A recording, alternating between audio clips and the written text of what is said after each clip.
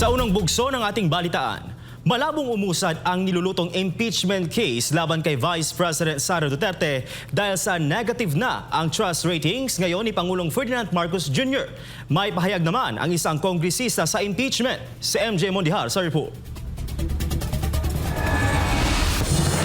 Matatapos na sa Pebrero ang one-year impeachment ban ni Vice President Sara Duterte matapos ideklarang unconstitutional ng Supreme Court ang naunang impeachment case laban sa opisyal. Ilang linggo bago ito mangyari ay kinumpirma naman ngayon ni Navota City Representative Toby Tiangco na may naganap ngang bayaran noong nakaraang taon upang itulak ang impeachment laban sa bise. 215 na mga congressman ang bumoto para siya ipa-impeach. Sa isang panayam, sinabi ni Tiangco na kinausap raw siya ng dalawang lider sa Kamara upang kumbinsihin si Pangulong Marcos na aprobahan ang for later release o FLR. Aniya, naipangako na raw naturang pondo sa mga kongresistang sumuporta sa impeachment. Ang for later release o FLR ay tumutukoy sa mga lokasyon sa loob ng national budget na hindi may lalabas kung walang approval ng presidente. Nang tanungin naman kung marami ang susuporta sa panibagong impeachment, sinabi ni Tiangco na malabo ito dahil walang FLR sa 2026 national budget. Pero kung itutuloy naman ang impeachment, kailangan raw na incentivized ang mga kongresista upang makuha ang kanilang suporta.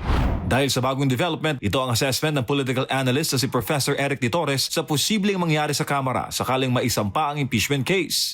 Alam naman natin na, Prof, ang impeachment, nagsisimula po yan sa House of Representatives at hawak po nila ang Kamara ngayon. Prof.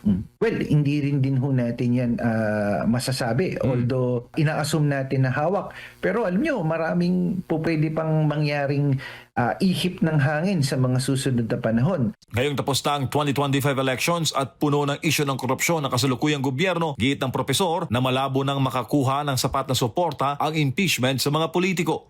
Lalo nga po yung terminong tinatawag natin na kung patuloy na sasadsad at pababa ang trust at approval rating ng ating Pangulo, mas mapapaaga yung term na quote-unquote lame duck. Malaking factor din ayon sa political analyst ang -3 trust ratings ng presidente na bumungad sa mga Pilipino pagpasok ng taong 2026.